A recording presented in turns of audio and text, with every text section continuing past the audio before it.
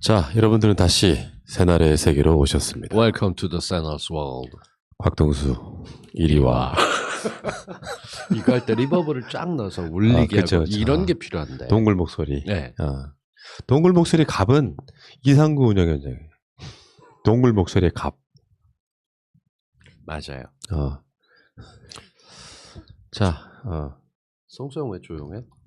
아니 뭐 나도 동굴 소리라는 얘기를 많이 들었기 때문에 뭐, 자, 책 최대한 깔면서 목소리 얘기해. 얘기해봐. 자, 지금부터 시작. 뭐 안녕하세요 김성수입니다. 어우, 느끼하죠. 부드럽다. 부드럽다. 동수와 성수의 날 성동일 오늘 92번째 시간 찾아옵니다. 어우, 졸려, 씨발. 네. 동수 형이 맨날 이래요. 졸려. 이봄 성수가 온다. 동남아 공원을 마치고 돌아온 뭐 이런 거 해야죠. 또다시 말해주오 사랑하고 있다고. 이수근이 맨날 그러잖아요. 이봄 그가 온다. 뭐 그런 거 하고 싶은데 춤춘다며. 예?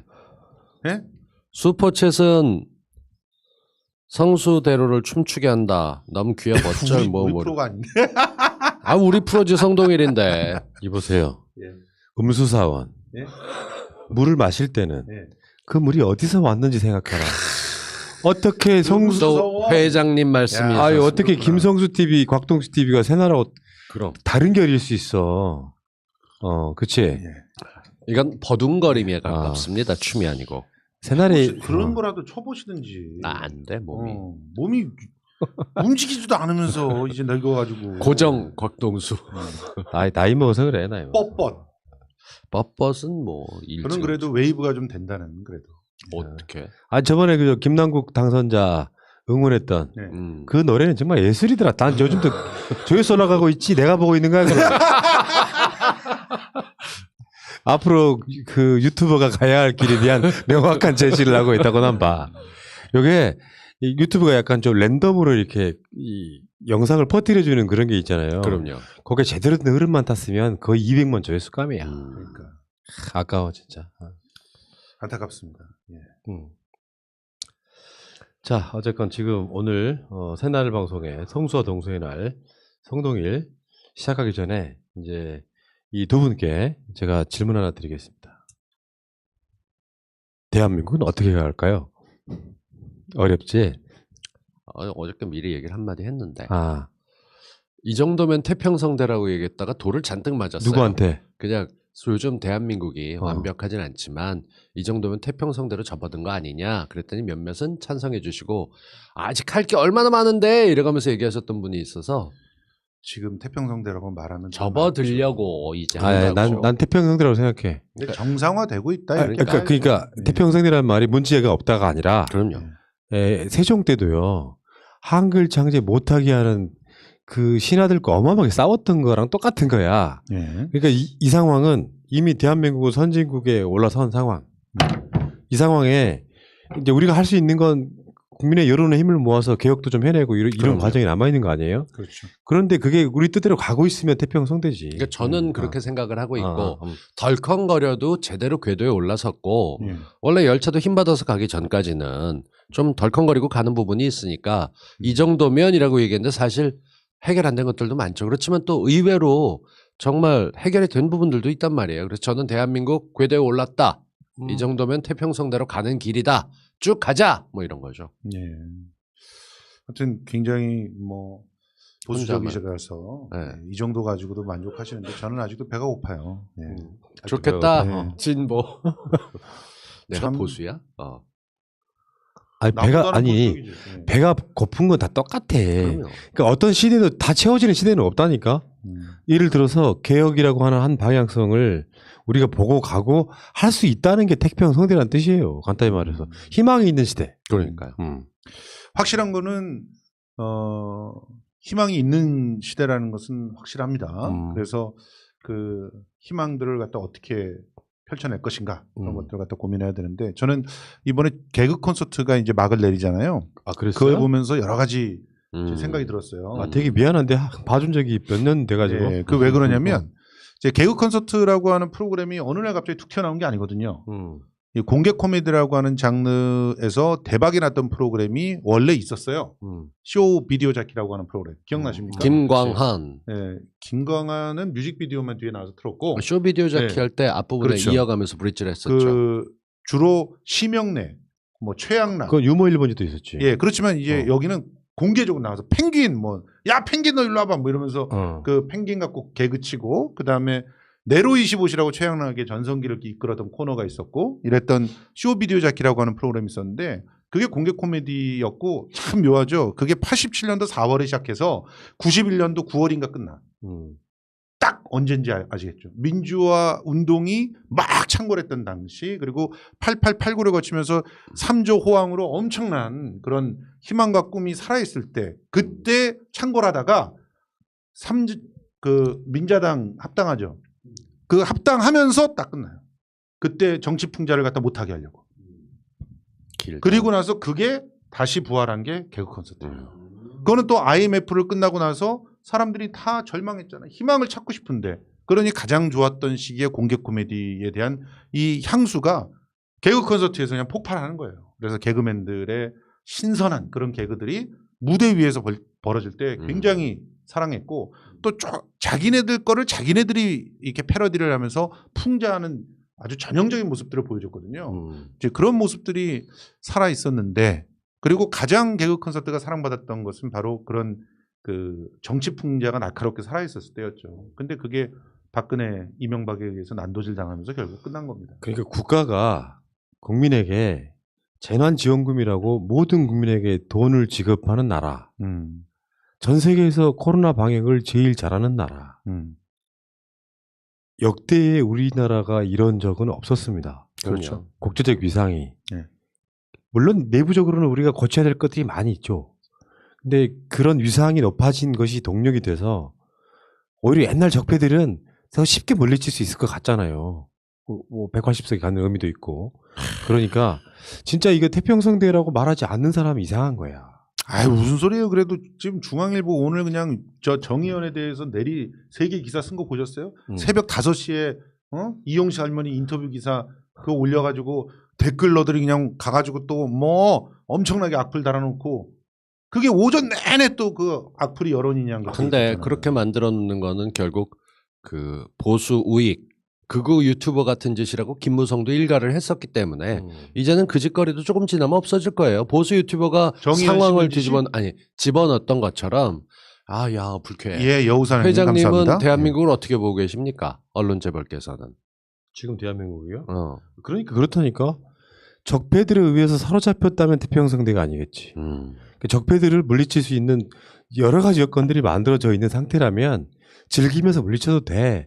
그러니까 이게 어떤 개혁을 해야 된다라고 하는 머릿속에 어떤 그 방향성을 잃어버린 문제지만 할 수 있는 여건이 마련되면 태평성대가 맞다니. 요즘 그 지난해부터 주목받았던 킹덤이라는 드라마가 있어요. 좀비, 조선시대 좀비죠. 근데 거기서 나왔을 때 서양 사람들이 놀란 몇 가지가 있는데 의상이 되게 예쁘다. 특히 갓, 이름도 예쁘고. 근데 두 번째로는 좀비가 무척 빠르다라는 게 있었어요. 이번에 코로나19 대처하는 거 나오면서 스타일 있게 하면서 빨리빨리 처분하고 온갖 방법으로 나갔던 것들 어딘지 모르게 한국 드라마 갖고 있는 매력과 닮았다니까 이게 국민적인 특성이나 이런 것들이 조금씩 반영되면서 오는 게 아닌가. 문화평론가는 뭐 이런 얘기를 해야 되지 않을까 이런 생각도 조금 하고 이미 있는데. 다 파격수다라고 하는 프로그램을 통해서 했습니다. 자, 여러분 파격수다 팟빵에서 만나실 수 있고요.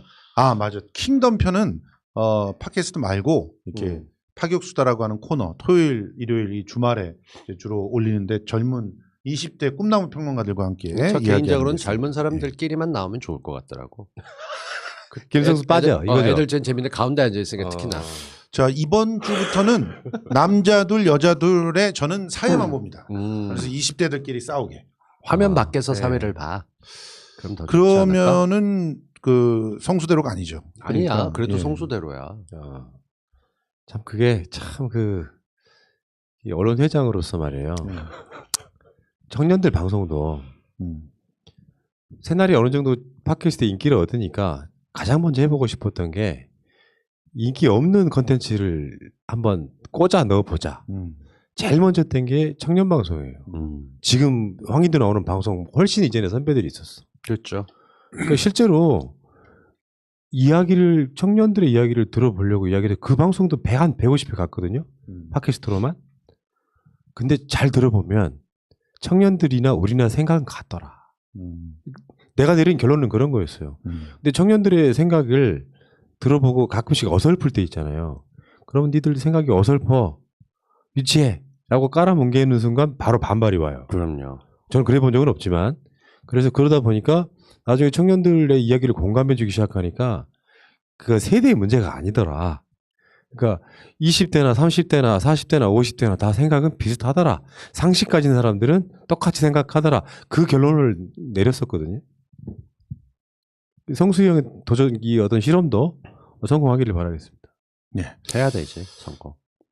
성공을 하라고 그렇게 그 자극을 주시는 거죠? 지금.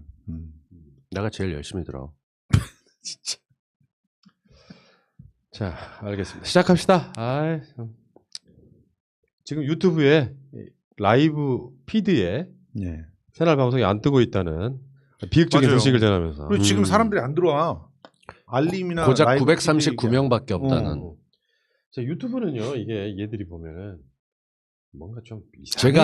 제가 아는 한 두 가지 설이 있는데요. 최근에 가장 반가운 설은 하루에 가는 알림은 3개다. 근데 그거는 직전 24시간 기준으로 한 번씩 다시 생긴다. 쓰고 나면 아이템처럼.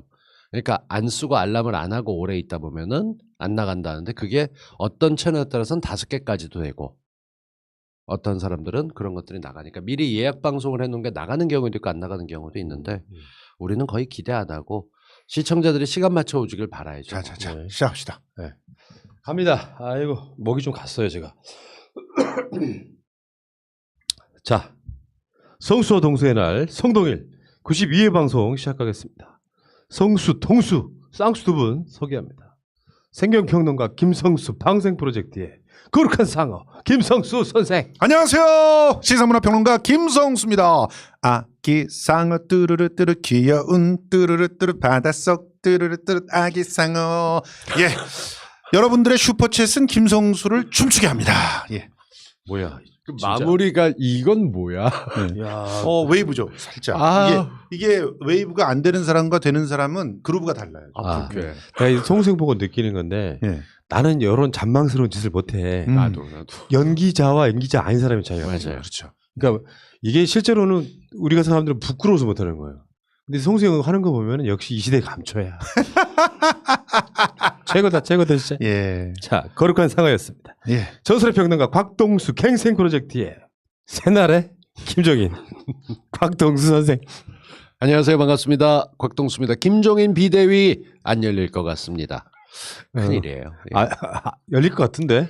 오늘 주호영 원내대표가 신임 인사하면서 이런저런 얘기했고 이해찬 당대표가 그만하면 합리적인 사람이다 얘기했고 20일 날 국회 열기로 했어요. 근데 어떻게 할 거냐 물어보니까 말은 안 하는데 합당도 하겠다까지 했거든요. 오늘 원주시는 가급적 빨리 주호영의 입에서 김종인 비대위 얘기 말고 기본부터 만들고 그 다음에 가서 보는 대로 따라가 보자. 이 얘기는 다르게 하면 김종인 별로 이런 얘기인 거죠. 요거 홍준표 나비효과인데 홍준표가 그랬어. 당신이 직접 비대위원장 겸해서 하면 되지. 그럼 왜 김종인 데리고 오냐고. 뭐하러. 그렇죠. 웃기지 않아요? 맞아요. 참. 주호영하고는 괜찮거든. 네. 홍준표. 자, 그랬더니 조선일보가 갑자기 턱 없는 자강론 경계해야 뭐 이따위 얘기를 하더라고요. 진짜 아까 그 중앙일보 이야기도 나왔지만 중앙일보에서 강민석 대변인 데려다 놓으면 뭐합니까? 그러니까 사실은 그 서로 간의 이해 차원에서 일종의 그 협치거든요. 알고 보면 중앙일보에 사람 데려오는 게 절대로 그런 거에 없는 중앙일보. 중앙일보에 조선일보에 동아일보 이 쓰레기성을 어떻게 하면 돼 진짜. 지금 완전히 일본의 이해를 위해서 총력을 다하고 있어요. 그러니까 돈이 그쪽에서 계속 들어오는 거야. 그렇게 의심할 수밖에 없잖아요. 종은 주인의 돈을 보고 그렇긴 한데 움직이잖아요. 당장 입금이 안 돼도 자기네 돈줄이 말할 수 있겠다는 걸로써 직접 충성하는 것 같은 모습도 보여요. 아니, 이렇게 제가 세게 보기에는 들어가는 게 드물어서. 돈줄이 움직이는 것처럼 보여요. 지금 아베가 너무너무 위기였잖아요. 그런데 갑자기 신문들이 한국의 이 위안부 피해자 할머니의 말을 보도를 하면서 로 갈려가지고 양쪽으로 갈려가지고 논쟁이 벌어지고 있다고 너무 고소하게 이렇게 보도를 하고 있어가지고 야 이거는 분명히 저쪽 우익들 쪽에서 뭔가 있었구나 하는 것들이 느껴지는 그런 정황이 아닌가. 자, 어쨌건 오늘 주제는 아니지만 그렇다는 말씀드리고 오늘 일단 이 풀기 주제는요. 원격 진료, 원격 의료 이게 또 말이 나오자마자 논란이 되고 있더라고요. 그럼요. 그러니까 기본적으로는 원격 의료라고 하는 것에 대한 상당한 거부감이 있었는데 코로나 사태를 통해 가지고 실제로 전화 상담 비슷한 걸 하게 되면서 효과가 있더라. 그러면서 원격 의료에 대해서도 한번 고려해 볼 수 있다라고 청와대 사회수석이 이야기함으로써 이게 이제 다시 논란이 돼서 민주당에서는 아직 아니야 뭐 이렇게 이야기하고 있는 것 같습니다. 어떻게 보십니까, 김성수 평론가님? 예, 저는 뭐 기본적으로 지금 기재부와 세칭 말하는 일종의 적폐 연대 그 안에 숨어 있죠. 이들은 의료 민영화 사업과 그리고 그 의료 민영화 사업을 이렇게 의료 민영화로 들어가게 하는 창구로서의 원격 의료 그렇죠. 이것을 아직까지 포기하지 않았다. 포기하지 않은 정도가 아니라 이번에 아주 노고를 하고 있어요. 실제로 기재부가 이제 그 비대면 산업이라고 얘기하면서 그 안에 아주 적극적으로 집어넣은 것이 원격 의료 사업인데 이 원격 의료 사업이 사실은요 어느 정도 선까지는 불가피하게 발달할 수밖에 없어요. 그런데 지금은 사실상 원격 의료 산업의 기술을 가늠하는 핵심적인 것은 실제로 문진 정도가 아니라 진단이 가능하게 해야 돼요. 진단을 가능하게 하는 그런 그 온갖 기술들을 어떻게 전맥시키냐가 핵심이야. 예를 들어서 제가 지금 애플워치를 차고 있잖아요. 이 애플워치가 지금 제 뭐 심박수라든가 저에 관련된 의료 정보들을 다 체크하고 있어요. 이런 체크되는 걸로 저의 어떤 그 문제를 바로 저 멀리 있는 저의 그 담당 의사가 체크를 해서 바로바로 문제를 갖다 해결할 수 있게끔 하는 이게 핵심이거든. 근데 이렇게까지 가게 되면은 결과적으로 의료 민영화라고 하는 그런 헬게이트가 열릴 가능성이 상당히 높거든요. 그래서 이 문제를 갖다가 어떻게 조화롭게 그야말로 해결할 것인가 이게 앞으로 남아있는 거대한 그런 문제입니다. 그런데 지금 기재부가 움직이는 너무 좀 위험스럽다 이런 생각들이 좀 들어요. 저 개인적으로는 기술 쪽을 선호하다 보니까 디지털 기술이 있으면서 지금 사실은 학교가 못 가는 게 아니라 비대면 수업을 하고 있어요. 그러니까 사이버대학교 선생도 제가 오래 해봤지만 진짜 놀라운 게 우리나라가 서버 관리를 굉장히 잘합니다. 특히나 게임 서버 같은 경우 이렇게 많은 동시 접속자가 있는데 어떻게 다운이 안 되지? 이게 게임 회사들이 와서 보고 훔쳐서 지들끼리 해외에서 만들고 뭐 이랬었어요. 근데 이번에는 더 많은 사람들이 인터넷에 접속해서 수업을 듣는데도 그런 일이 생기는 거죠. 비대면이라고 하는 게 복잡한 것 같지만 이번에 그 비대면에 대해서 처음에 의사들은 반대했었어요. 진단 제대로 못한다고. 아니 솔직히 지금도 반대하고 있어요. 그런데 의협은 반대하고 있습니다. 일단 발효됐던 거에서 문제가 발생된 적은 없어요. 이게 진짜 코로나인지 아닌지 물어볼 때 좀 더 제대로 할 수 있게끔 하는 걸 해놓으면 기술적으로는 나쁘지 않을 거예요. 그 과정에서 지금 대통령께서도 방점을 찍고 있는 게 이 제도 자체가 지금 2, 3, 4단계를 다 뛰어넘고 바로 끄트머리 가서 비대면 진료하게 되면 이게 바로 영리병원 이렇게 가버리는데 사실 그 앞에 단계들을 서너 가지로 훑어서 나눠가다 보면은 수익도 많아지고 새로운 산업도 할 게 많아져요. 우리가 게임하다가 오늘 그 관광 관련해서 그 문화관광부 장관이 게임에 대해서도 뭔가 세제 혜택을 좀 줘야 된다. 이게 게임이 너무 사회 악처럼만 돼 있는데 사실 콘텐츠 수출도 감면받아야 되고 좀 지원해 줘야 된다. 게임은 전자오락으로 생각하는 세대들이 여전히 많았는데 이젠 이게 문화 콘텐츠의 중심이 됐듯이 저는 원격 의료도 영리병원으로 가기 전까지 막을 수 있는 장치들 집어넣으면 돼요. 어떤 제도든 악용하려고 들면 엄청나게 쓰거든요. 근데 지금 같은 경우 그걸 피해갈 수 있는 준비는 이번 기회에 좀 해봐야 되지 않겠느냐. 저는 그렇게 생각하는 쪽이에요. 그러니까 뭐 이건 원칙론적인 얘기예요. 그리고 이제 실제로 들어가게 되면은 원칙주의자라기보다 굉장히 그 실용주의자거든요. 그래서 지금 딱 얘기가 처음 나오는 게 돈이잖아요. 물론 저도 실제로 이 비대면 원격 진료라고 하는 것의 대세를 거스를 수가 없을 거라고 봅니다.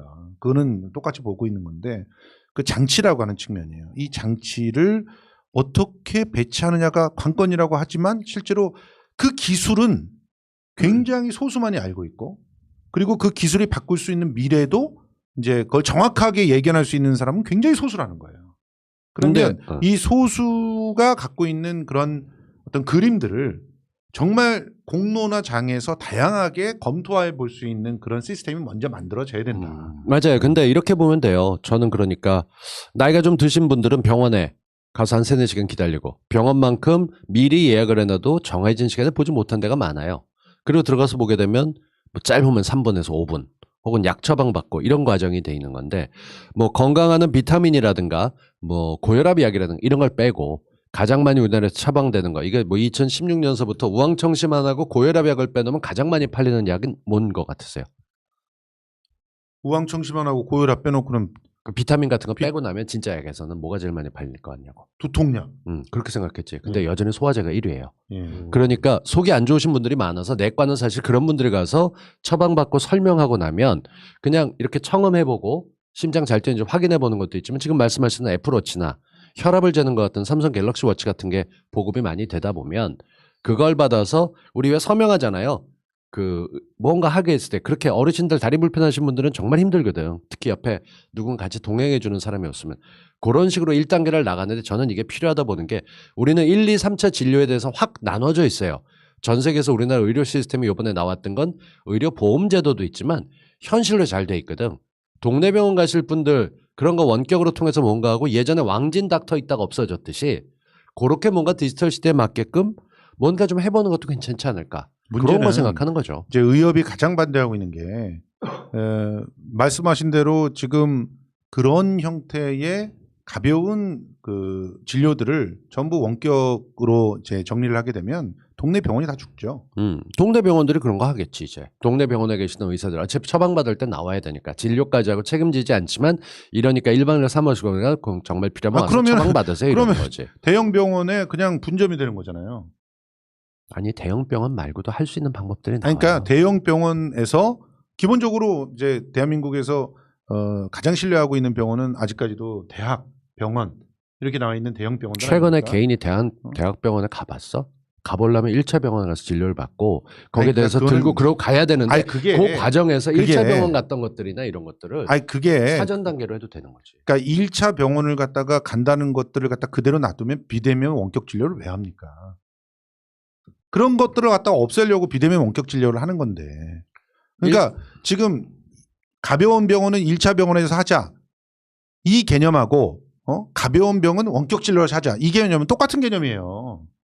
나는 그렇게 생각 안 하는 게 병원이 가깝지 않은 지역에 있는 분들 의료 시스템은 훨씬 더 많은데 그런 것들이 시내로 나가거나 먼데 누군가의 도움을 받아서 나가야 되시는 분들 지역마다 이 도시는 괜찮아요. 그런 지역부터 특별하게 시작하고 사람들 많이 떨어지는 강원도나 뭐 어떤 특정 지역부터 해보면서 적응하고 채워나가는 거지. 그럼 그건 공공의료의 영역이잖아요. 그러니까 그러면 원격 진료는 공공의료의 영역에서만 제한적으로 도입한다. 그러면 되는 거예요. 근데 그러면은 아무도 기술을 개발하려고 안 하겠지. 돈이 안 되니까. 국립의료원 낙후된 것처럼. 그러니까. 근데 하겠지. 문재인 정부니까. 그래서 얘기를 하는 거예요. 2010년에 이명박 때 원격 진료를 이제 관련된 법을 지금도 원격 의료 진료는 의사들 사이에는 하고 있다면서요.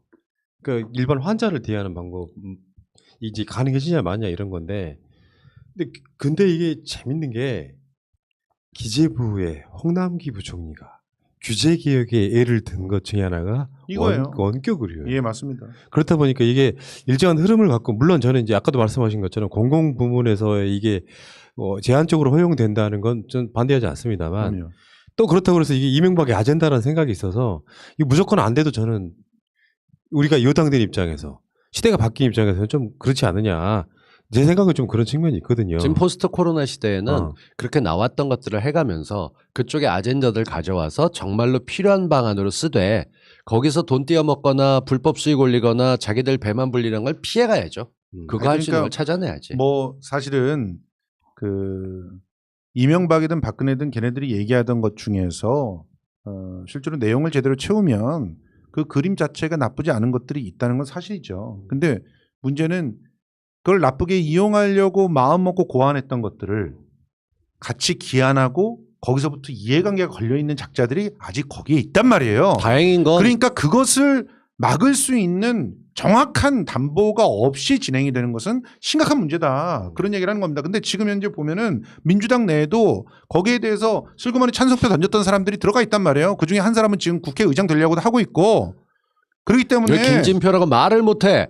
절대로 이 부분을 충분한 그 보완책들을 갖다 만들기 전에 공론화시켜서는 안 된다라고 하는 겁니다. 근데 지금 언론에서 조중동에서 다른 거 다 그 대통령이 하는 거 다 발목 잡고 다른 거 전부 다 그 비판만 하고 있는데 원격 진료 하나에 대해서는 다 찬성하고 있잖아. 그렇죠. 청와대 사회수석이 딱 이야기를 하는 순간 어시구나.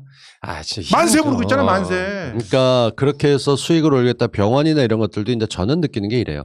이게 드러나지 않고 우리가 진위를 모르면 컨트롤이 안 돼. 근데 이 양반들이 흑심을 갖고 있거나 일부 세력, 특히나 기재 쪽에서는 이게 수익 창출의 원동력이 될 것이고 뭐 이렇게들 하는 경우가 있고 특히나 이쪽에 비중을 두는 게 해외에서 오는 원격 진료가 가능해진다 이런 얘기들을 해요. 그렇기 때문에 제주도에 특별병원을 만들고 뭐 복잡한데 그럼에도 불구하고 가야 되는 게 이 경제부총리를 포함해서 이쪽에 문제되는 세력들이 상황이 나타나니까 보이잖아요. 국민한테 돈 줄 거냐 말 거냐. 대통령이 아무리 얘기도 안 했던 거. 우리 예전에 노무현 때는 해수부 장관이 바다에 있는 기름 걸어놔야겠다. 확실하게 끝까지 하겠다는 얘기를 못해서 난리가 났었어요. 기억들 하실 거예요. 똑같은 식으로 경제 쪽에도 문제되는 사람들을 무조건 끌고 가는 게 아니고 이제 아니다 싶게 되면 돌려보낼 분들도 많아졌잖아요. 이제 확인해 봐야죠. 그러니까 그건 저는 추진을 하되 급할 게 없고 그게 지금 나왔던 게 21대 당선인들 대상으로 4주간 교육을 시키기로 했는데 그중 첫 번째로 나왔던 사회수석의 얘기였을 뿐이에요. 이런 것들도 검토해 봐야 되니까. 지금 문재인 정부 2년 남은 동안 개발해서 다음 대통령 다음 정부에서 끌고 나갈 것들에 대한 미리 연구해 두면 좋거든요. 분명히. 예.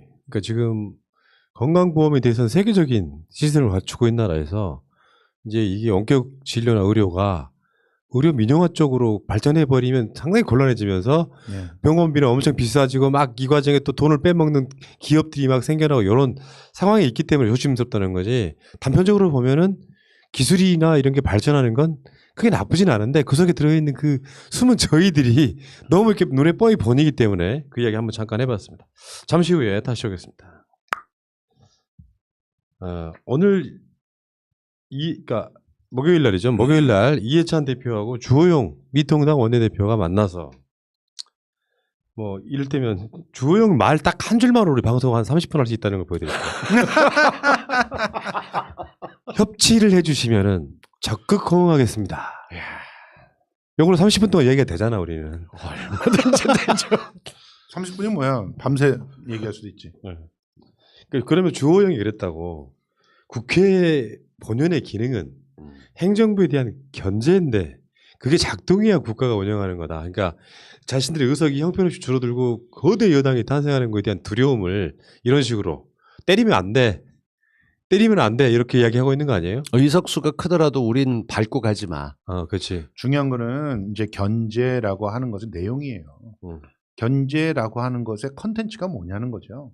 실제로 지금처럼 저희가 이제 원격 진료를 갖다가 막 도입할 때 생길 수 있는 부작용들을 미리 예견을 해.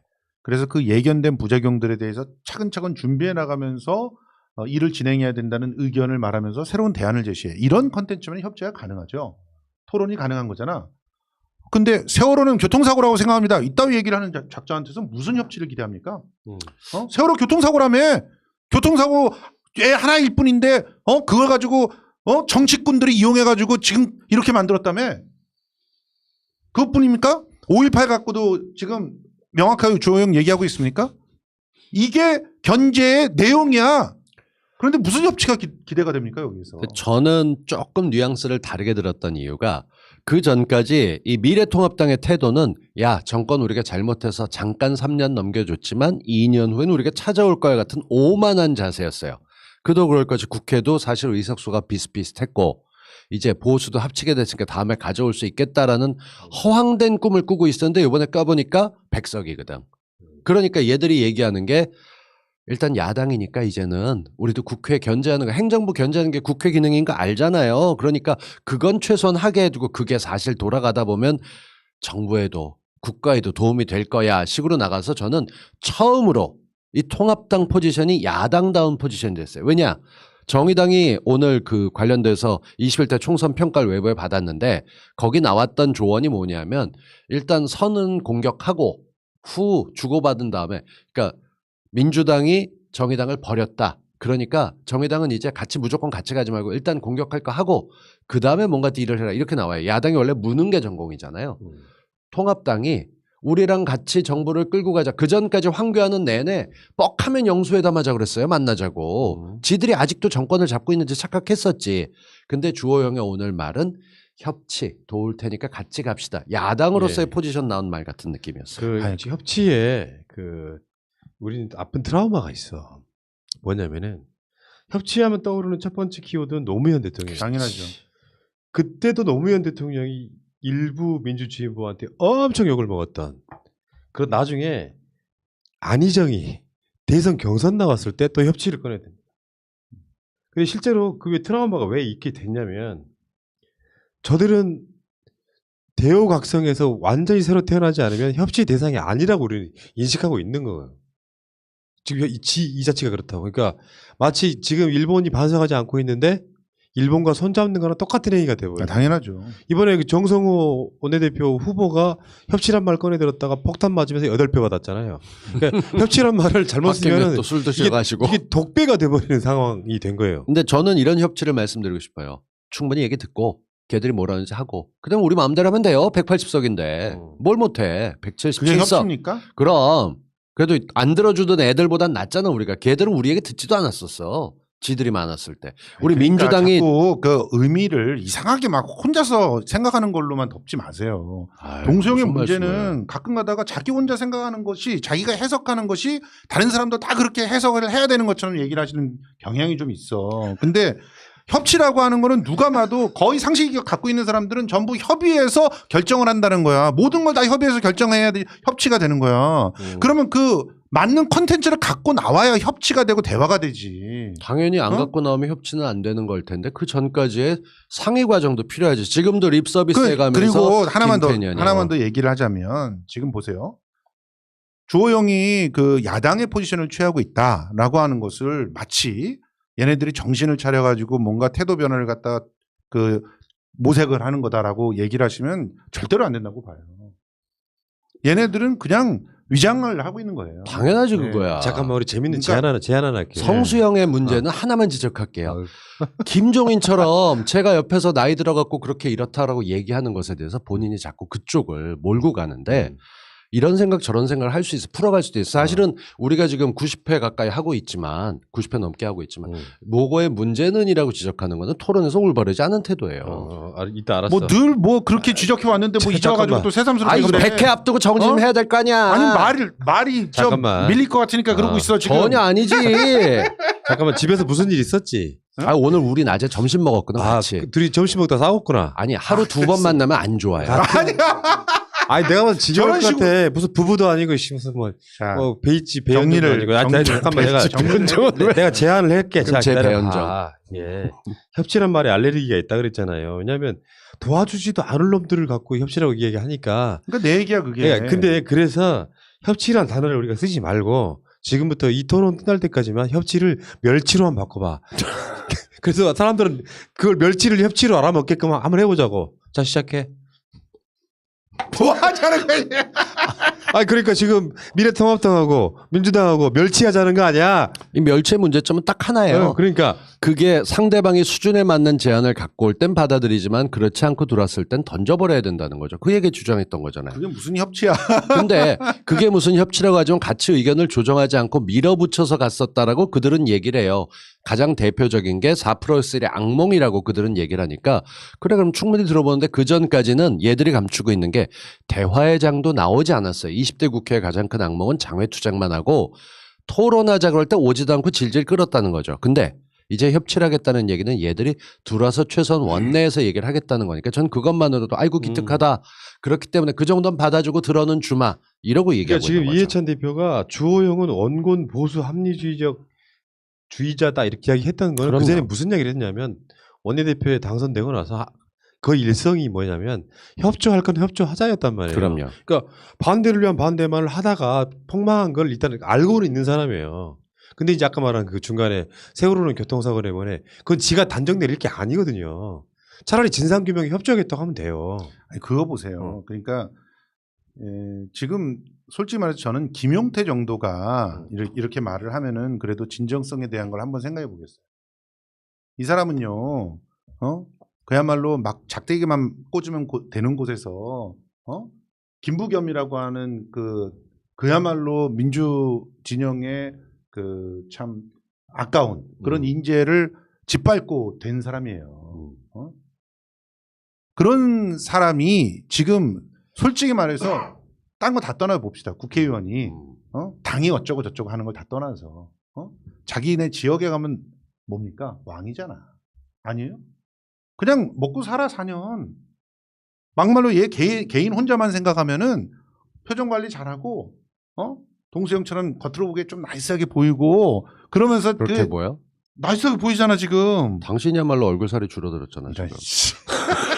아니 그러면서 가가지고 마치 원내대표로서 이렇게 뭔가 대화가 통하는 것처럼 포장을 해가지고 하면서 실제로는 대구 사람한테 사랑받을 수 있는 곳들만 쏙쏙 빼먹는 그런 짓을 하면 얼마든지 또 4년 살아남을 수 있는 사람이에요. 그러면서 더 자기를 갖다 채울 수가 있겠지. 그런데 이런 그 대구를 기반으로 하고 있는 사람이 지금 국회에서 행정부의 견제를 하는 본연의 기능을 갖다 살려야 된다라고 얘기를 하는 것은 도와주겠다라고 하는 얘기가 아니에요. 실제로 니네들이 국회 내에서 니네들이 야당일 때 그러면서 얻어냈던 것들을 다 우리한테도 보장해라라고 하는 얘기고, 협치라고 하는 건 니네들이 그런 걸 보장할 때 한번 해보자.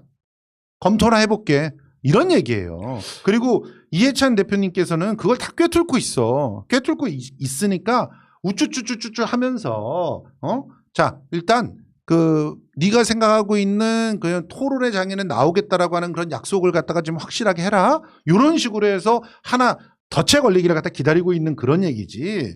실제로는 그 안에서의 수싸움들이 굉장히 치열하다라고 하는 얘기들을 우리 구독자 여러분들께 해주면서 행간을 좀 전달을 해야 된다. 그렇게 생각하고 있어요. 저는 하나만 짧게 얘기를 하면 주호영은 선거 기간 동안에 대구의 방역 시스템이 훌륭했고 중요한 건 경북대학교에서 다 처리된 건데 그 공을 문재인 정부가 가져간다고 했던 사람입니다. 알죠. 근데 정치가 그동안 갖고 있는 문제가 근엄하고 점잖은 척하면서 서로 수싸움하고 빼내갈 거 하던 그런 집단이에요. 근데 그거조차 안 했던 게 황교안 나경원이거든. 바깥에 나왔는데 이젠 들어오겠다 얘기하면서 당선되자마자 협조할 건 협조하겠다. 이거 통합당 의원들에게는 되게 기분 나쁘고 머리 숙이는 얘기였어요. 근데 오늘 이해찬을 만나면서 아이고 칠선이면 훌륭하시죠. 그렇게 얘기하면서 근데 아시겠지만 원래 야당이라는 게 국회에서 뭔가 견제해야 될 건 해야 되는 거고 그게 우리 행정부를 견제하는 입법부의 의미 아니겠습니까? 우리도 우리 역할을 할 수 있게 해 주시죠 하면서 돌아섰다는 거는 이쪽을 다독거리면서 왜냐하면 부친성 당하고 올라와서 자기네들도 지지가 있어야 되는데 무조건 이 정부하고 대화하겠다만 하게 되면 김무성이나 그 안에 내부 세력들이 시끄럽게 하거든요. 서로 립서비스라는 주관이니까 저도 멸치하겠다 그러면 던져주는 거지 뭐. 꽁치 동생쯤 하는 거지 뭐. 그걸 이게 진지하게 받았고 멸치가 안 되는 대상이고 이러고 얘기하면서 하면은 되겠냐고. 그게 김성수의 매력 아니겠습니까? 매력은 무슨 멸치. 그러니까 문제는 나 이렇게 봐요. 이해찬 대표 때까지는 예를 들어 180석이라고 맞는 칼이 이렇게 딱 쥐어졌어. 물론 고민스러울 거예요. 무조건 휘둘러 버리느냐, 막 적을 못 지르느냐, 아니면은 이제 정말 왜 이런 거 있잖아요. 시즌 3, 4 해가지고 이제 정말 여당의 포스가 느껴지는 정당이 됐다고 느꼈을 때 뭔가 좀 게을러 보이게 아무것도 안 하고 있으면 폭망하는 거고 180석만큼 망하는 걸 거 아니에요. 전 그렇게 보는데 이해찬 대표까지는 그게 돼. 쥐락펴락이 되는 거죠. 근데 8월달 이후에 다른 당대표가 나왔을 때 진짜로 이를테면 이런 상황이에요. 협치라는 게 어떤 느낌이냐면 뭐 노동법을 개혁한다라든지 뭘 하려고 할 때 저쪽에서 굉장히 많은 걸 요구를 해. 그러면 이제 협치의 모양새를 갖추기 위해서 어때 원안보다 많이 후티한 것을 통과시켜줘 버려. 이런 방식으로 해서 애초에 180석이 갖고 있는 파워를 갖고 있으면 원안보다 더 센 걸 통과시켜야 되는데 협치라는 모양새를 갖추기 위해서 더 계약해서 통과시키는 방식으로 그런 협상들이 이루어질 수 있단 말이죠. 그러니까 저는 느낌이 우리 왜 예전에 중국 영화나 홍콩 영화 보면 무술의 고수가 된 애가 나는 힘이 세. 근데 인내하는 모습을 보여요. 그리고 상대하고 뭐하고 있다가 사람들은 보면서는 제가 언제가 한판 붙을 텐데. 말씀하신 대로 석 달간은 그렇게 갈 수 있어요. 8월까지. 5, 6, 7 하고 6, 7, 8은 가겠지.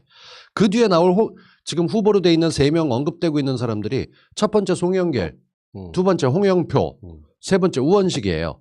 송영길 같은 경우 만약에 예전에 당대표 나왔을 때 모습처럼 된다면 저쪽에 뭐가 반대한다 그러면 더 세게 나갈 수도 있을 테고, 홍영표 같은 경우는 지난번에 협치해 주느라고 아주 고생했잖아요. 협상하느라고 온갖 거 다 내주고 요번에 내가 본때 보내주겠다 할 수도 있어요. 우원식 원내대표에 있었을 때도 굉장히 열받았어요. 그러니까 누가 됐건 포스트 이해찬에 대해서는 말씀하신 대로 휘두를 수 있어요. 근데 우리가 그걸 갖고 이 무기를 쓰지 않을 거고 우린 열린우리당 때처럼 급하게 몰고 가지 않을 거다라고 선배가 내내 지금 외쳐주고 있거든. 그걸 무슨 소리야? 반대도 아니, 쪼는 거죠. 열린우리당 때 언제 몰고 갔어요? 그래서 당만 처음에 법안 통과시키겠다고 그러니까 싹 이것도 난리를 친 거지. 저는 그러니까 굉장히 잘못된 언론의 프레임들을 그대로 받아들인 거라고 생각이 들어요. 열린우리당 때 뭘 몰고 갔습니까?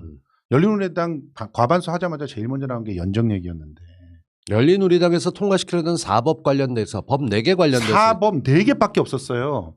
그 사법 중에서도 핵심적인 거 나중엔 다 포기하고 국가보안법 하나만 붙잡고 있었는데, 그것도 안 됐지. 하지 말자고. 그러니까 기본적으로 우리가 과거 속에서 배워야 돼요. 실제로 과거와 달라진 게 어떤 것들이 있고 뭐가 변했는지를 갖다가 봐야 되는데, 지금 특히나 아까 얘기하셨잖아요. 3사람이 거론되고 있어요. 그중에 가장 세게 거론되는 사람이 홍모 씨라고 나는 알고 있는데, 이분이 그 특히나 문재인 대통령이 그렇게 가슴으로 품었던 최저임금과 52시간 노동제를 뒤에서 어떻게 흔들었는지를 원내대표가 난 너무나 잘 기억하고 있어요. 그게 자기 정치를 하려고 하는 사람들은 어쩔 수 없이 또 선택할 수밖에 없는 거야. 그거를 어떻게 모든 것을 다 변화가 되는 그런 구도 안에서 보지 않고 어떻게 지금 180석이니까 이렇게 볼 수만 있습니까? 그래서 지금은 정확하게 국민들에게 보고서 리더를 해나가야 돼요. 오히려 지금 봐. 지금 협치를 한다고 해? 그러면 그 협치의 내용이 무엇인지 집요하게 따져 묻고, 그리고 우리가 양보해 줄 수 있는 부분들이 어떤 게 있는지에 대해서 정확하게 보고, 그리고 저쪽에서 내세우는 게 컨텐츠인지 아니면 깽판인지 이런 것들을 정확하게 따져야 돼요. 그런데 그럴 수 있는 언론 지형이 못 되잖아요. 그러니까 새날 같은 곳에서는 그 부분을 갖다가 얘기를 해줘야 된다. 그러면서 이 협치라고 하는 말 속에 숨겨져 있는 더 치열한 수싸움들을 보여줘야 된다. 근데 내가 보기에는 지금 현재 주호영이 얘기하고 있는 것은 전혀 뭐 야당으로서 꿇은 자세나 이런 것들이 아니다. 그렇게 꿇은 자세라고 한다면 제일 먼저 사과부터 했어야 된다. 예. 그러니까 사과는 절대 하지 않았어요. 립 서비스 던지는 것만으로도 아이고 웬일이야 이러고 우리가 있는 무슨 정도지. 굳이야 립 서비스 던지는 것 때문에 어이구 그러게. 진짜 처음에는 딱 저걸 들어야 돼. 주호영이 잘못했다고 해야 돼. 그러니까 이 부분이 박근혜 있으니까. 대통령의 이 국정농단에 대해서, 그리고 아직까지도 이 국정농단을 갖다가 그렇게 국정농단이 아니라고 문재인 대통령을 탄핵해야 된다고 했던 그런 세력들한테 휘둘려서 너무 죄송합니다. 이렇게 나와야 협치를 하든지 말든지 해보지. 그게 나올 거라고 생각도 안 하죠. 절대로 그러니까- 생각 안 하니까 협치가 어디 있어. 그러니까 이게 이제 그럼 협치하지 말고 그냥 외면하고 가자고 우리끼리? 내가 봤을 때는 원칙대로 하면 되는 거지. 성수형은 원칙론자예요. 원칙대로 하자는 근데 거예요. 현실로 들어가면 쉽지는 않아. 그게 왜 그러냐면 우리가 이런 생각이 들잖아요.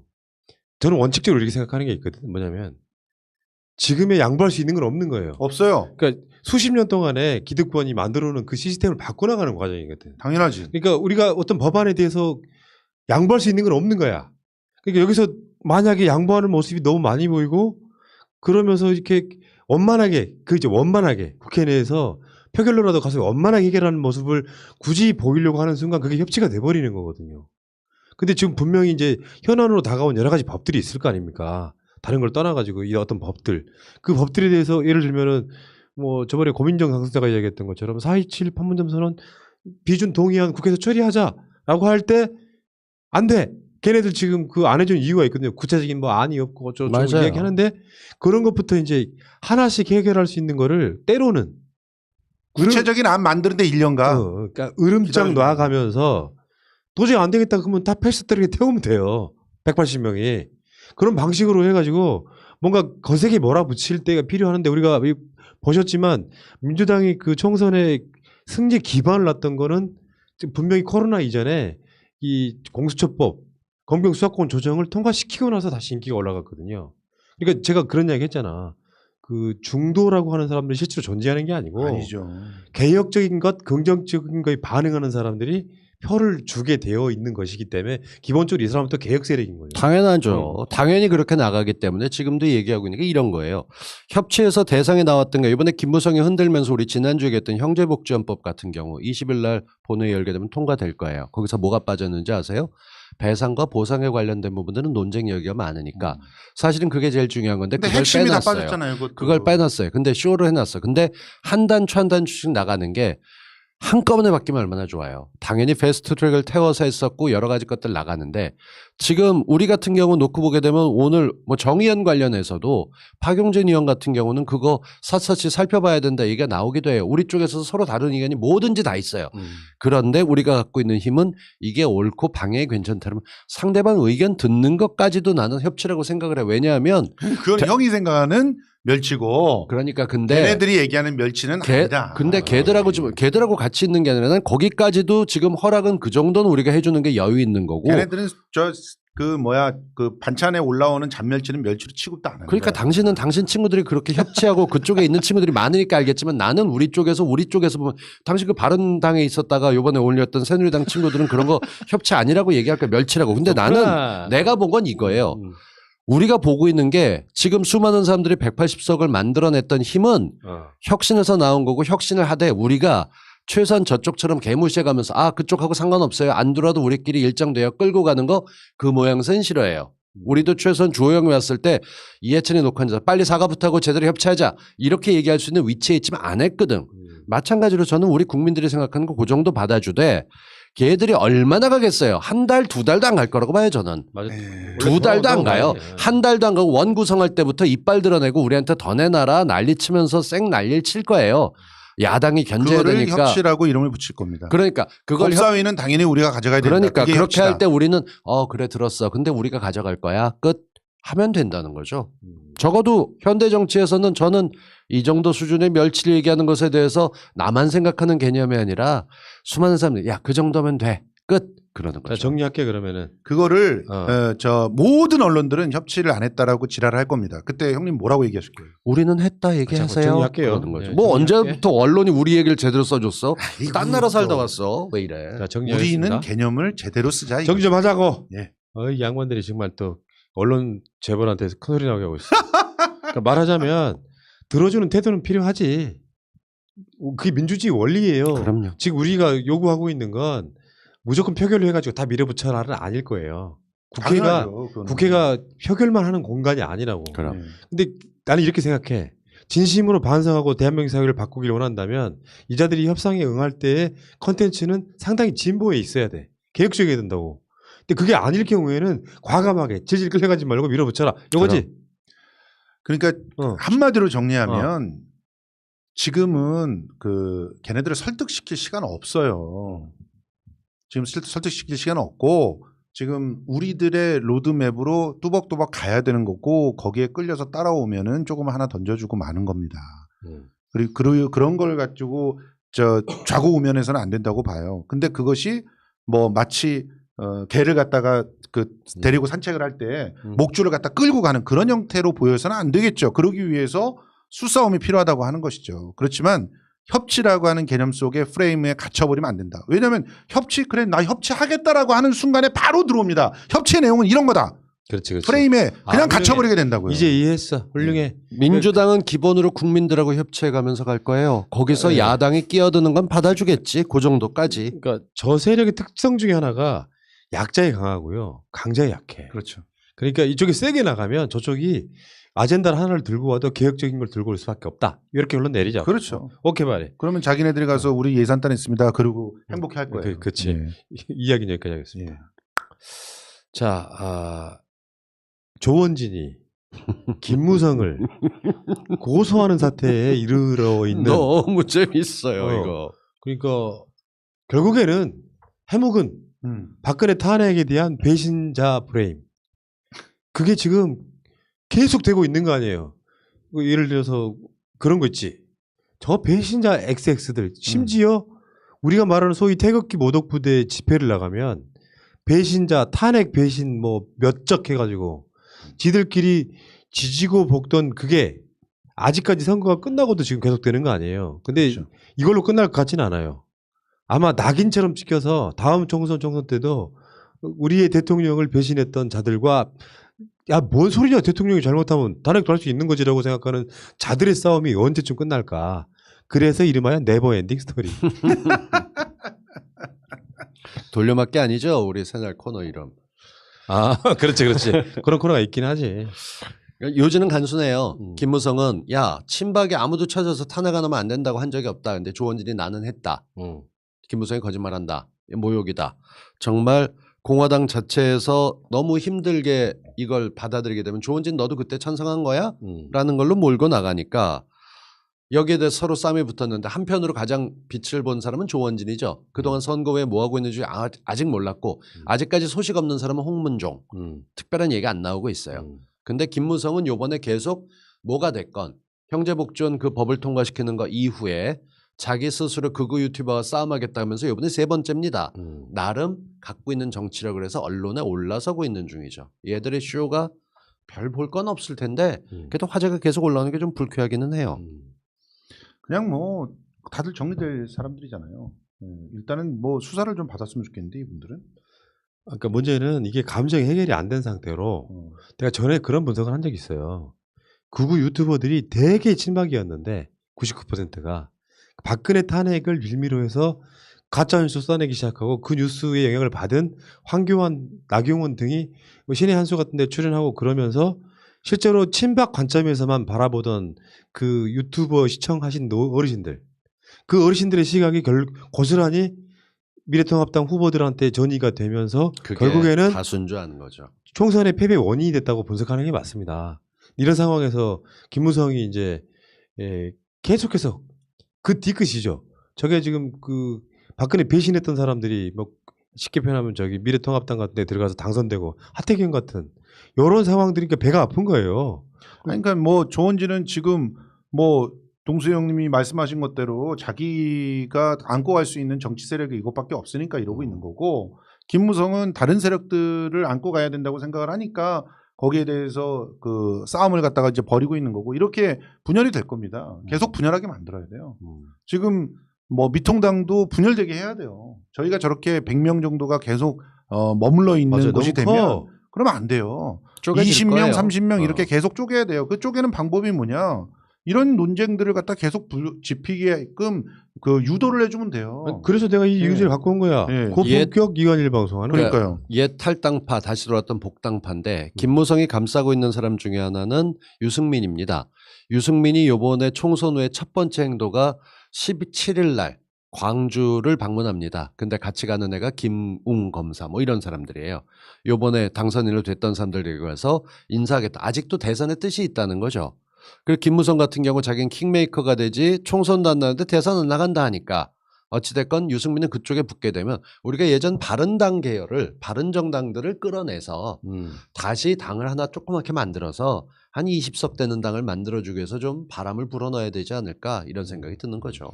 기본적으로 지금 김무성하고 조원진하고 이렇게 싸움을 하는 거의 핵심은 결국 지금 총선 패배한 거, 그리고 그 이전에는 또 지선 패배한 거, 이런 것들의 책임이 누구에 있느냐. 그렇죠.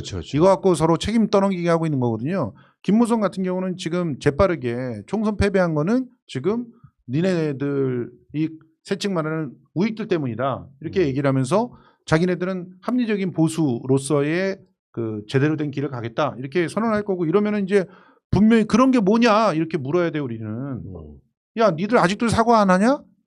지금 단 한 번도 사과한 적 없다, 이런 프레임들을 계속 만들어내야 돼요. 그러네. 그러면 그러네. 김무성 같은 친구들은 이제 또 사과라도 할지 몰라. 그렇게 하는 순간 또 조원진하고 엄청 싸우게 될 거야. 그러면서 깨지겠죠. 김무성이 사과하는 순간 황교안하고 또 갈라질 수도 있어요.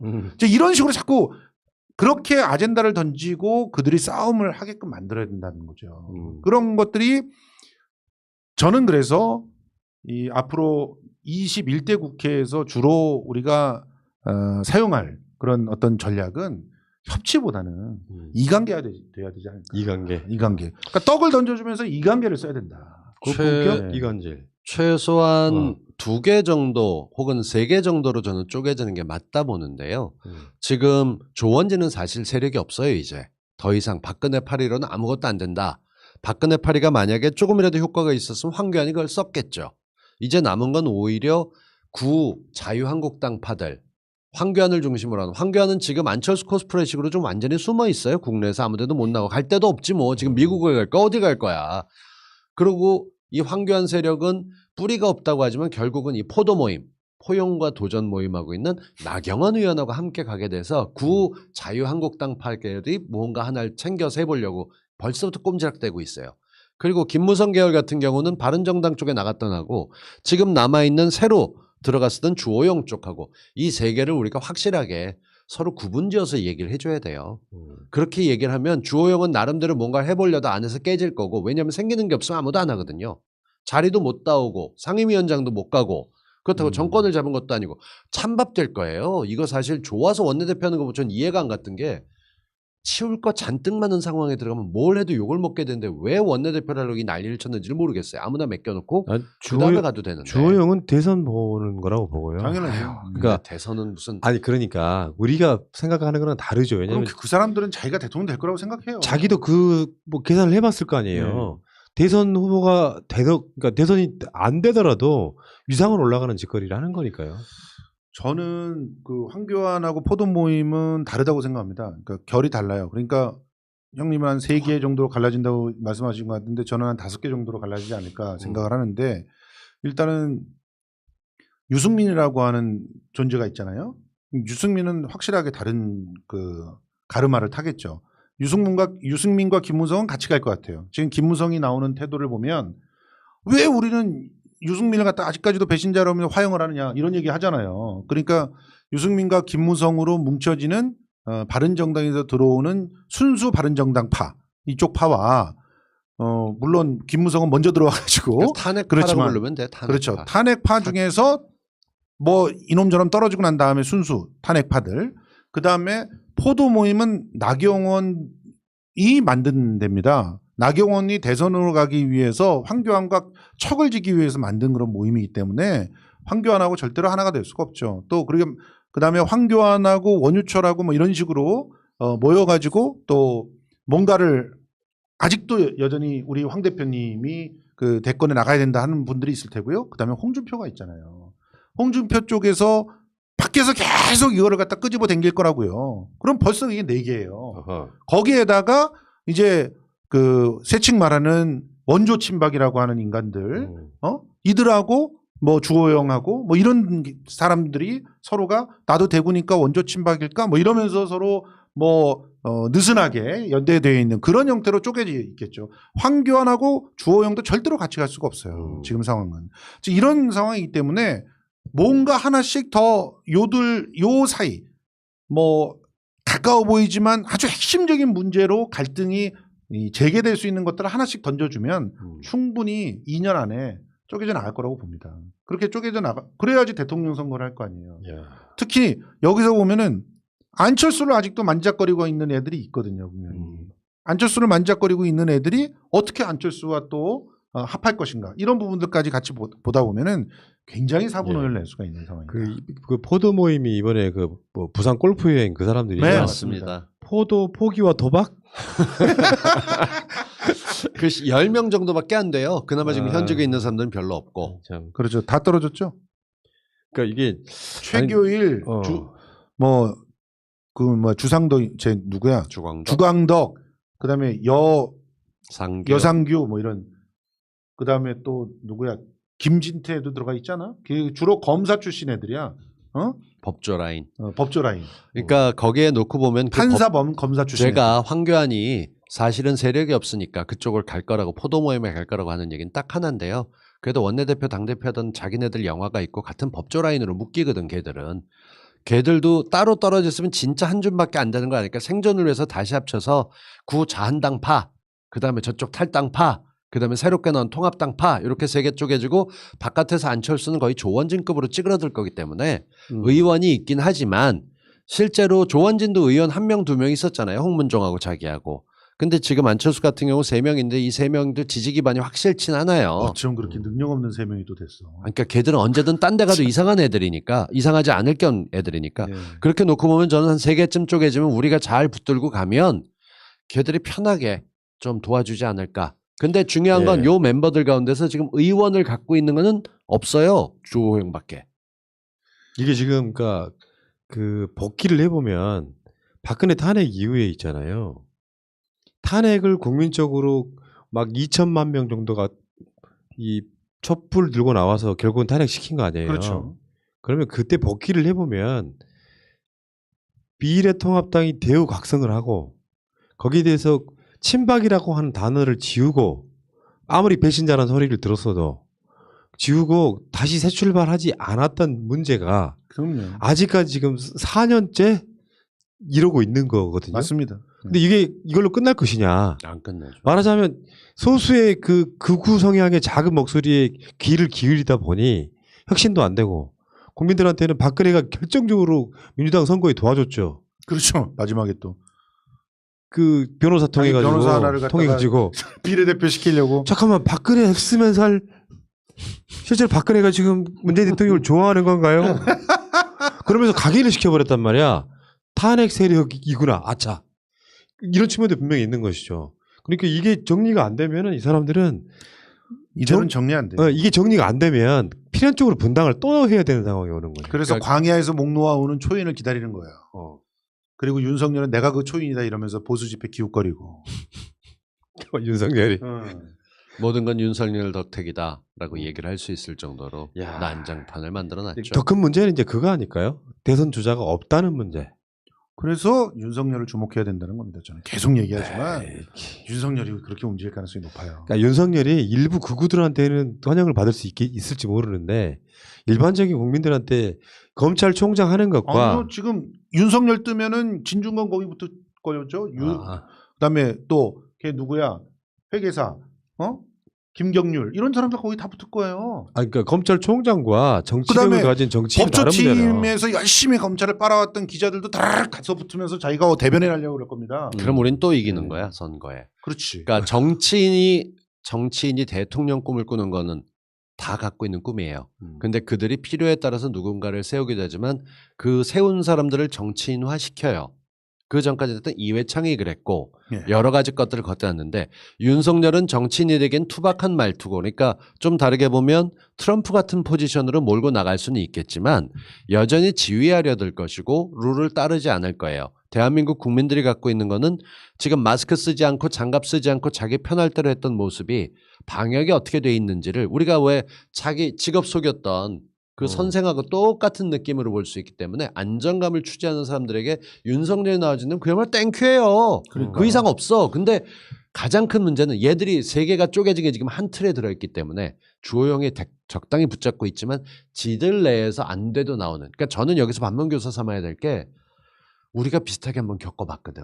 아니, 그러니까 근데 통합은 정동영이 된다니까? 대선 후보로 나왔을 때의 상황을 보면 노무현도 그렇고 걔들도 그런 쭉쟁이 이번엔 안 돼. 그러니까 지들끼리 대선 후보 한 번 더 했다. 홍준표 말고 딴 사람 할 사람을 세우겠지. 저는 느낌이 근데 그래요. 아마 그 윤석열 이상의 카드를 찾기 힘들 거예요. 왜냐하면 윤석열이 나오는 순간 일부 진보라고 하는 인간들까지 묶어서 자기네들이 중도 포지션을 갖다 차지하는 듯 하면서 뭔가 또 다른 통합 쇼를 갖다 벌일 거거든요.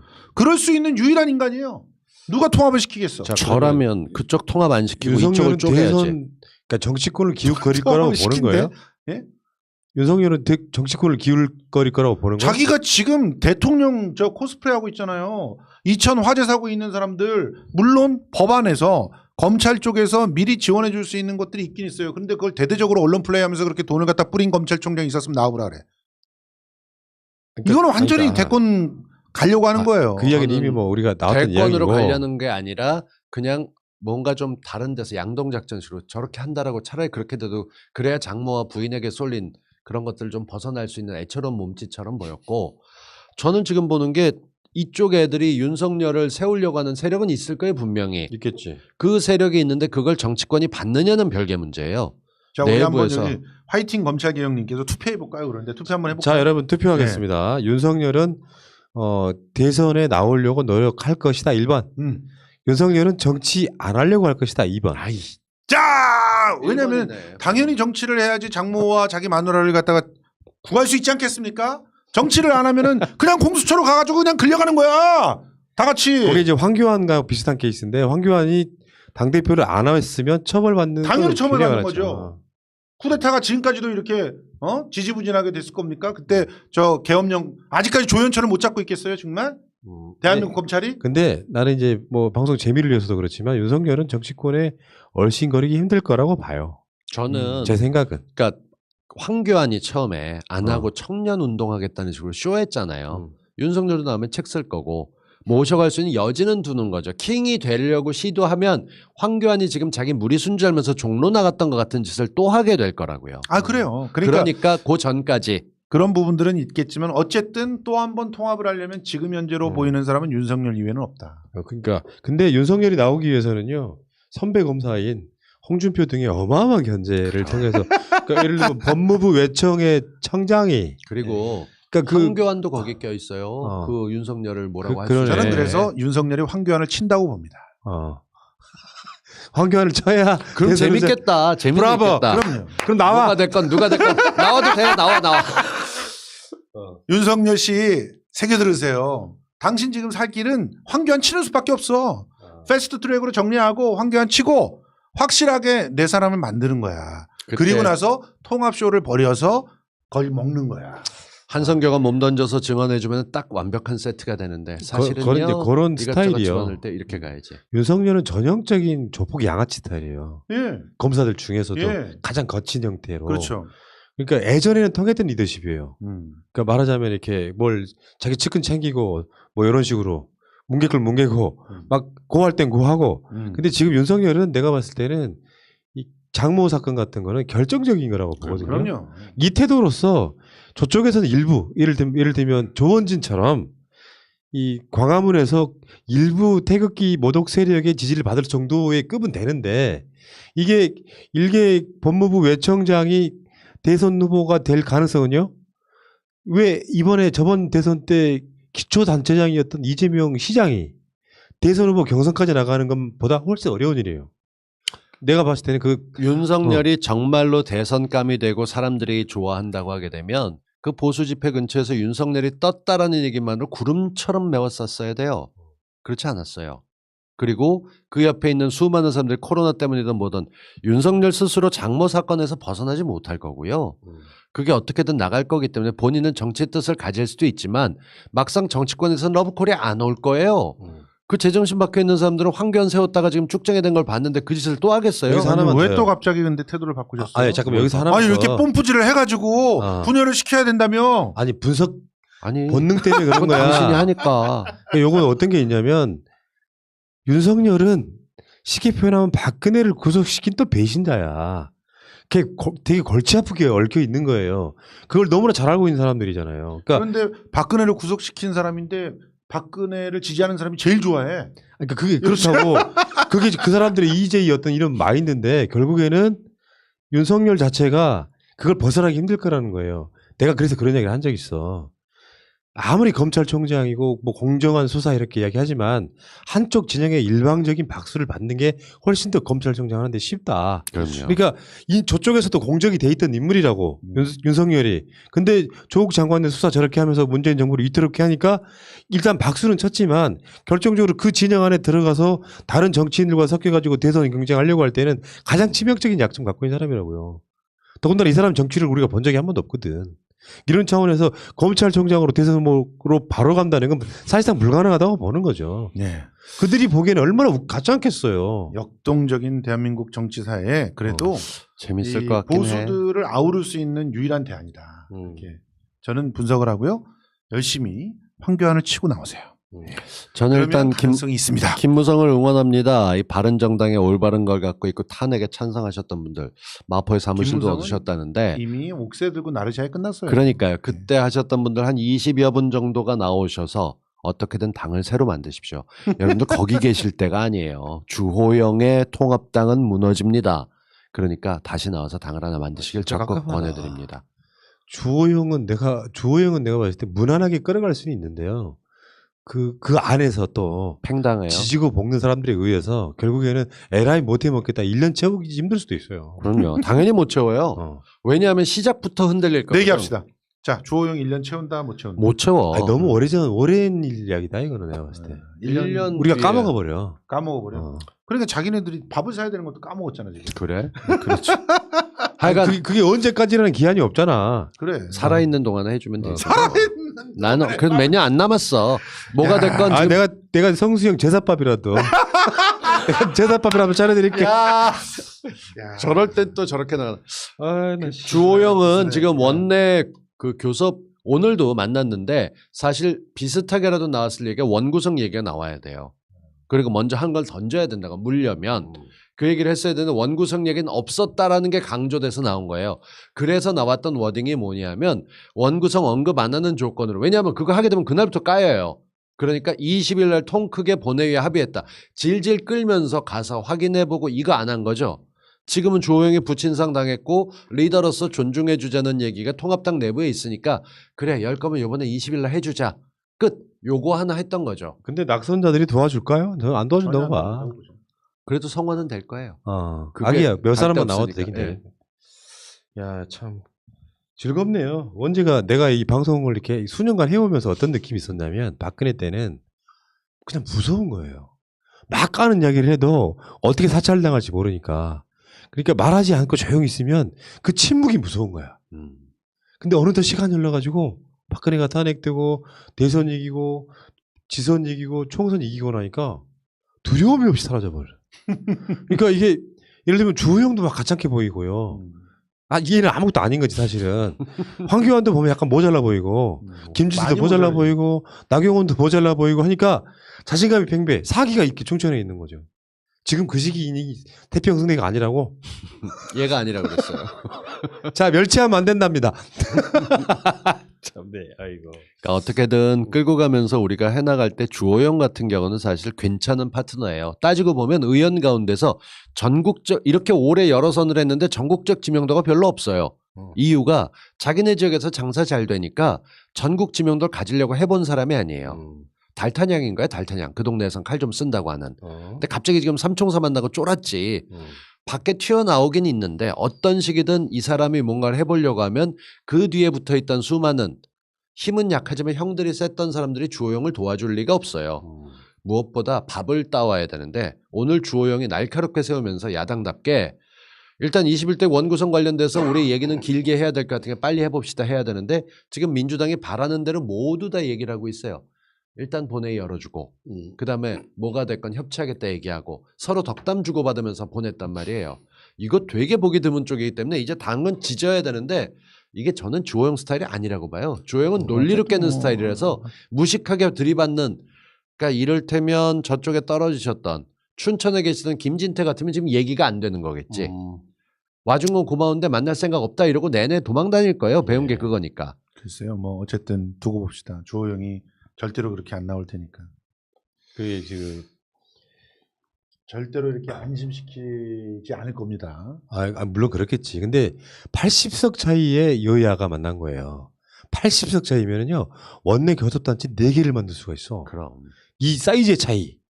나는 여기에서 이미 압도를 당했다고 보고 민주당은 앞으로 협치하지 말고 멸치해라. 이게 결론이지. 그럼요. 이해찬이 그렇게 말을 부드럽게 해가면서 말 길게 안 하거든요. 아무 말 안 했다로 보통 나와요. 워딩 다 나오는 게 그래 뭐나 하나 보자 이렇게 하고 있는 거죠. 주호영이 오늘 또 나와서 그런데도 성깔 하나 부린 것 같이 나온 게 문재인 대통령이 전화하더라. 당선되던 날 이렇게 얘기했다는 거 열린당도 커버하고 신경 쓴다는 거고 김태년 의원 옆에 있다. 나도 받았어. 이렇게 되는 거죠. 그러니까 지금 풀어가는 전국에서 문재인 대통령이 계시고 나머지 모든 당들을 신경 쓰고 있고 그래가면서 21대 국회가 조금 더 생산적이길 바란다. 의회 민주주의를 꾸몄으면 좋겠다. 이런 얘기로 나가는 거. 이것도 좀 재밌는 변화라고 봅니다. 알겠습니다. 멸치란 무엇일까? 멸치도 큰 건 비싸. 국물 내고 힘들어 그거. 자, 알겠습니다. 자, 여러분 멸치 회먹 멸치 이야기였습니다. 자, 마칠게요. 다음 주에 봬요. 물러갑니다. 물러갑니다. 좋아요.